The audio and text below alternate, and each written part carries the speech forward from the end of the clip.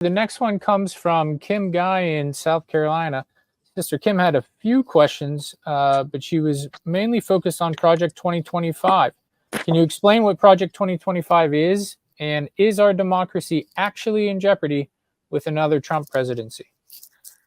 Well, those are very good and interesting questions. I'll take the first crack, and then I'm sure Sister Beer will jump in.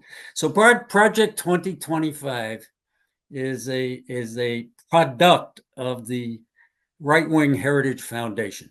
And it's been defined and called a blueprint for a second Donald Trump administration. It has the people that worked on this, there were about 140 former staffers from the 2016-2020 Trump White House that has worked on this Project 2025 proposals. And they're pretty much laying out what's on the ballot for us. The names are going to be Trump and Harris, but Project 2025 and what it stands for is truly on this ballot and part of what we're voting for. And so I really do appreciate the question. In terms of unions, Project 2025 is advocating the banning of unions for public sector workers. The last I checked, we're public sector workers. Banning it make it harder for workers to unionize, such as banning the right of a company to voluntarily negotiate a union when there's majority interest.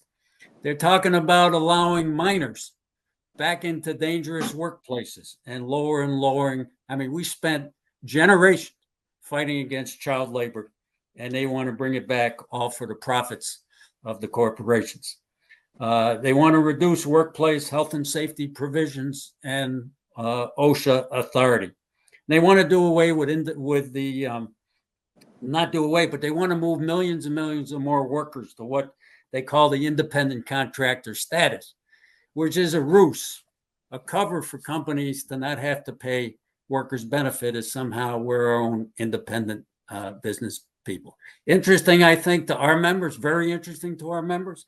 There's attack on veterans' rights, Project 2025. We're one of the largest employers, and proud of it, that the post office is one of the largest employers of veterans in the country.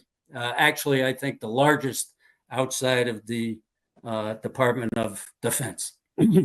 They are advocating that they save money off the backs of veterans by having fewer health conditions that would qualify for veteran disability benefits. And of course, they want to cut the federal workforce in half under Project 2025, and 30% of federal workers are our veterans. There's a tax on children and Head Start programs and school meals and the like. So Project 2025 is right in our face. You could go to the September-October issue of the APWU Postal Worker magazine. On page 7, we give some summaries of it, and you can also go onto the AFL-CIO website that has a lot of details on 2025. And Judy, did you have anything specifically on 2025? I'll go on. No? Yeah, go ahead. I just encourage people to download Project 2025 and read it. I know it's over 900 pages, but you could read the subjects that you're interested in. And why would you, or maybe you would, want to put someone in office if you disagree with the plan they plan to do when they get in? Thanks, Judy. And I think the second part of the question, Stephen, is democracy really at stake with a Trump presidency? Was it something like that? That's right. Well, I think the honest answer is yes. Candidate Trump, former president candidate Trump, lays it right out. He says, I'm going to be a dictator on day one. He is now openly advocating, and you could all hear it on the news right from him, retaliation against political enemies from within. Now, he was perfectly satisfied with political enemies who stormed the Capitol, killed and brutalized Capitol police officers, and would have hung elected officials had they gotten their hands on them by both the Democratic on both the Democratic and Republican side. So the enemy within is an interesting concept. What he means by the enemy within is somebody that disagrees with him. So he's actually saying that he's thinking about, if he gets elected, unleashing the military against those forces that don't agree with him. In terms of the federal sector, he's open about his plans to do away with the more neutral civil service system. And he only wants people in the federal government that's loyal to him. The question of voting rights. We believe, and I'm sure everybody in this call believes, in access to the ballot box, our cherished right to vote on a nonpartisan basis. We move the mail and election mail, and we do it proudly. You did a wonderful job in 2020. 65 million people voted by mail in the middle of a pandemic with no fraud. Okay, despite what everybody says, that's the truth. No fraud. The audit showed no fraud. The court cases showed no fraud. They've never produced any evidence except the big lie.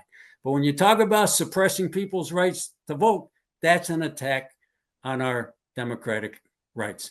So you're talking to a person, and I know I'm not alone, who believes that there's a true danger of this country becoming more like Nazi Germany with a Trump presidency than the kind of country that we want to live in. So we do believe some of what's at stake in this election is defense of democratic rights.